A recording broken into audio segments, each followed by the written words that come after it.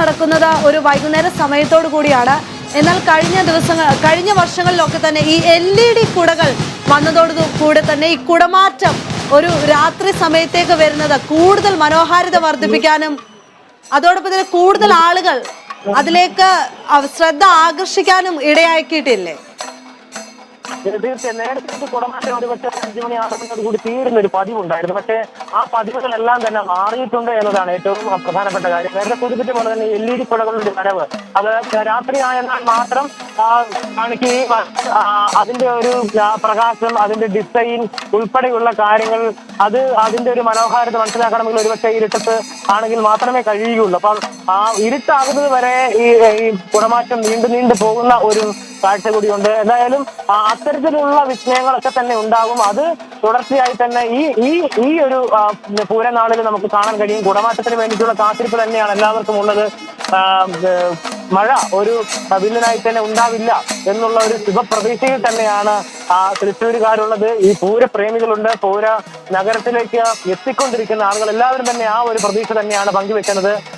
പൂരം അതിന്റെ മുഴുവൻ സൗന്ദര്യത്തോടു കൂടിയും ആഘോഷിക്കാൻ തന്നെ കഴിയും എന്നുള്ള ഒരു പ്രതീക്ഷ തന്നെയാണ് എല്ലാവർക്കും ഉള്ളത്. കഴിഞ്ഞ വർഷങ്ങളെയൊക്കെ അപേക്ഷിച്ച് വലിയ രീതിയിലുള്ള ജനപങ്കാളിത്തമുണ്ട്. രാവിലെ മുതൽ തന്നെ ആളുകളുടെ ഒരു വലിയ ഒഴുക്ക് നമുക്ക് ഇവിടെ ഈ വടക്കുന്നാഥന്റെ സന്നിധിയിലേക്ക് കാണാൻ കഴിയുന്നുണ്ട്, തേക്കുംകാട് മൈതാനത്തേക്ക് കാണാൻ കഴിയുന്നുണ്ട് എന്നതാണ് ഏറ്റവും പ്രധാനപ്പെട്ട കാര്യം.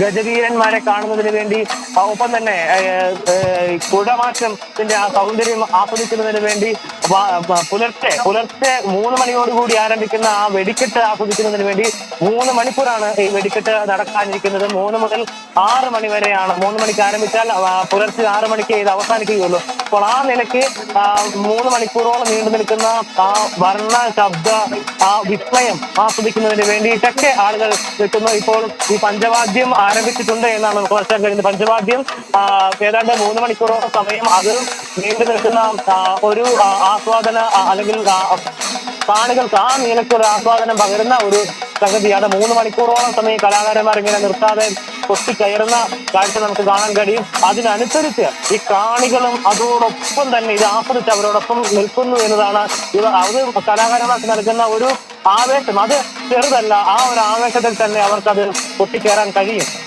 ഈ കലാകാരന്മാർ കൊട്ടുന്ന അതേ താളത്തിൽ തന്നെ ഈ കൈകൾ ഉയർത്തിക്കൊണ്ട് വായുവിൽ താളം പിടിക്കാൻ ഈ കണ്ടു നിൽക്കുന്ന ആളുകൾക്ക് കഴിയുന്നുണ്ട്.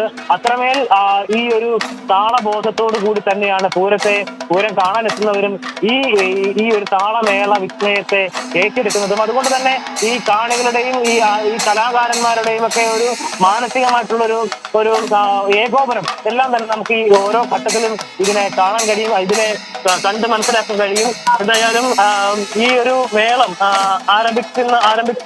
ആരംഭിക്കുന്നതിന്റെ സൂചനയാണ് നമുക്ക് ലഭിക്കുന്നത്. 11:30 സമയമാകുന്നു. 11:30 കൂടി തന്നെ മേളം അവിടെ ആരംഭിക്കും എന്നാണ് നമുക്ക് മനസ്സിലാക്കാൻ കഴിയുന്നത്. എന്തായാലും അത് പഞ്ചവാദ്യം കൊത്തിക്കയറി വരുന്നു. അതിനുശേഷം തന്നെ ഇലഞ്ഞിത്തറ മേളം ആരംഭിക്കുകയാണ്. അത് 2:10 കൂടി ഇലഞ്ഞിത്തറ മേളം ആരംഭിക്കും എന്നുള്ള സൂചനയാണ് ലഭിക്കുന്നത്. ഏതാണ്ട് 82 വരുന്ന കലാകാരന്മാരാണ് നിരനിന്ന ആ ഒരു ഏറ്റവും മനോഹരമായിട്ടുള്ള ഫ്യൂഷൻ അവതരിപ്പിക്കുന്നത് എന്നതാണ്. അതുകൊണ്ട് തന്നെയാണ് അതിനെ ക്ലാസിക്കൽ ഫ്യൂഷൻ തന്നെ അതിനെ വിശേഷിപ്പിക്കുന്നത്. ആ നിലയ്ക്ക് തന്നെയാണ്. എന്തായാലും ഒരു അത്ഭുതം, പൂരത്തിലെ മറ്റൊരു അത്ഭുതം തന്നെയായിട്ടാണ് ഇലഞ്ഞിത്തറ മേളത്തെയും കണക്കാക്കുന്നത്. അതിന് വേണ്ടിയിട്ടുള്ള കാത്തിരിപ്പ് തന്നെയാണ്. അല്പസമയത്തിനകം തന്നെ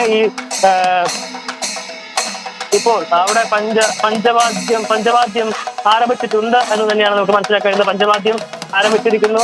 മടത്തിൽ വരവുമായി ബന്ധപ്പെട്ട് ആ ചടങ്ങുമായി ബന്ധപ്പെട്ടാണ് പഞ്ചവാദ്യമുള്ളത്.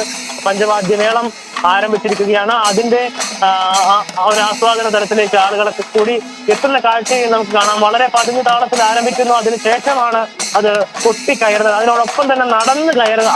ആ ഒരു രീതിയിൽ തന്നെയാണ് ഈ മേളത്തിന്റെ ഒരു പോക്ക് ചിട്ടപ്പെടുത്തിയിരിക്കുന്നത്. എന്തായാലും ഈ മേളം കൊട്ടി ശ്രീമൂലസ്ഥാനത്തെത്തുന്നു. അവിടെ നിലപാട് നിറയ്ക്കടുത്ത ശ്രീമൂലസ്ഥാനത്തെത്തുമ്പോൾ ആ മേളം അവസാനിക്കുന്നു. അതിനെ തുടർന്നാണ് ഇലഞ്ഞിത്തറ മേളം ആരംഭിക്കുന്നത്. അങ്ങനെ ഓരോ ഘട്ടത്തിലും ഓരോ മേളങ്ങൾ അതിന്റെ വിസ്മയങ്ങളായി തീർത്തുകൊണ്ട് തന്നെ അത് കഴിയുമ്പോഴാണ് ഈ ശബ്ദത്തിൻ്റെതായിട്ടുള്ള വിസ്മയങ്ങളെല്ലാം പൂർത്തിയാകുമ്പോഴാണ് കണ്ണിന് നൽകുന്ന ഒരു വിസ്മയം. അത് കുടമാറ്റത്തിലൂടെ നൽകുകയാണ്. നിറങ്ങളുടെ ഒരു വിസ്മയം കാഴ്ചയുടെ വിസ്മയം അതൊക്കെ പകരുന്ന ഒരു കുടമാറ്റത്തിന്റെ ആ ഒരു സെഷനിലേക്ക് കടക്കുന്നത്. എന്തായാലും 6 മണി 6 മണിയോട് കൂടിയൊക്കെ തന്നെ ആ ഒരു നിലയിലേക്ക് കാര്യങ്ങൾ പൂർത്തിയായി എത്തും എന്നാണ് നമ്മൾ വിചാരിക്കുന്നത്. ആ സമയത്ത് തന്നെ വലിയ രീതിയിൽ രാത്രി ഇരുട്ടായാലും കുടമാറ്റം തുടരുന്ന ഒരു സാഹചര്യമുണ്ട്. നേരത്തെ നമ്മൾ സൂചിപ്പിച്ചതുപോലെ തന്നെ LED കുടകളൊക്കെ വന്നിട്ടുണ്ട്. ഇത്തവണ എന്ത് തരത്തിലുള്ള വിസ്മയമാണ് ഇരുകൂട്ടരും ഒളിപ്പിച്ചു വെച്ചിരിക്കുന്നത് എന്ന് അറിയുന്നതിന് വേണ്ടിയിട്ടുള്ള കട്ട വെയിറ്റിംഗിൽ തന്നെയാണ് തൃശ്ശൂരും പൂരനഗരവും ഈ പൂരാരാധകരും എല്ലാവരും ഉള്ളത്. മനസ്സിലായി. ശരി, വ്യക്തമാണ് എബി. അതോടൊപ്പം തന്നെ എടുത്തു ചോദിക്കുന്ന മറ്റൊരു കാര്യം എന്ന് പറയുന്നത്, നേരത്തെ നമ്മൾ എടുത്തെടുത്തു പറയുന്ന ഒരു കാര്യമാണ്, ജനസമുദ്രമാണ് തേക്കിൻകാട് മൈതാനിയിലേക്ക് ഒഴുകിയെത്തുന്നതെന്ന്. ഇത്തവണ കൂടുതൽ പ്രേക്ഷകർക്ക് തൃശ്ശൂർ പൂരം ആസ്വദിക്കാനായി കൂടുതൽ സൗകര്യങ്ങൾ ജില്ലാ ഭരണകൂടം ഒരുക്കിയിട്ടുണ്ട്. അതോടൊപ്പം തന്നെ സ്ത്രീകൾക്ക് ഈ തൃശ്ശൂർ പൂരം ആസ്വദിക്കുന്നതിനായി കഴിഞ്ഞ തവണത്തേക്കാൾ വിപുലമായ സൗകര്യങ്ങൾ, സ്ത്രീ സൗഹൃദപരമായ ഒരു പൂരമാക്കി ഇതിനെ മാറ്റുന്നതിനുള്ള സൗകര്യങ്ങളും ഒരുക്കിയിട്ടുണ്ട്. അത്തരത്തിൽ അതൊക്കെ കൊണ്ട് തന്നെ ഇത്തവണ സ്ത്രീകളുടെ സാന്നിധ്യവും പൂരത്തിൽ കൂടുതലായി കാണാൻ സാധിക്കുന്നുണ്ടോ? സ്ത്രീ സൗഹൃദം എന്ന നിലയിൽ തന്നെയാണ് പൂരം അവതരിപ്പിച്ചത്. അതിന് വലിയ രീതിയിലുള്ള പ്രതികരണം ലഭിക്കുകയും ചെയ്തിരുന്നു. ഈ പൂരത്തിൽ പങ്കെടുക്കണമെന്ന് ആഗ്രഹിക്കുന്ന സ്ത്രീകൾ അവരുടെ നിലപാടുകൾ പലപ്പോഴായി വ്യക്തമാക്കിയിട്ടുണ്ട്. പലപ്പോഴും പുരുഷന്മാരുടെ മാത്രമായിട്ടുള്ള ഒരു പൂരം എന്ന നിലയ്ക്ക് മാത്രം ഇത് വരുന്നൊരു സാഹചര്യം ഉണ്ടായിരുന്നു. പലരും ഈ കുടമാറ്റം ഉൾപ്പെടെ കാണാനായി ശ്രമിക്കാൻ കഴിയാത്ത ഒരു സാഹചര്യം ഉണ്ടായിരുന്നു. അപ്പോൾ അതിനെല്ലാം ഒരു മാറ്റം കഴിഞ്ഞതോടെയാണ് വരുന്നത്. അതിന്റെ ഒരു തുടർച്ച എന്ന നിലയിലാണ് ഇത്തവണയും പൂരത്തിന് ആ നിലയ്ക്കുള്ള സജ്ജീകരണങ്ങൾ കുറച്ചുകൂടി വിപുലപ്പെടുത്തിക്കൊണ്ട് ഒരുക്കിയിരിക്കുന്നത്. അതിന് എന്തായാലും സംഘാടകരെ നമ്മൾ അനുമോദിക്കുന്നത് തന്നെ. അതിന് വേണ്ടിയിട്ടുള്ള ക്രമീകരണം വളരെ കൃത്യമായി തന്നെ ഒരുക്കിയിരിക്കുന്നു. സ്ത്രീകൾക്ക് ഇതിൽ പ്രത്യേക പവലിയും തന്നെ ക്രമീകരിച്ചിരിക്കുന്നു.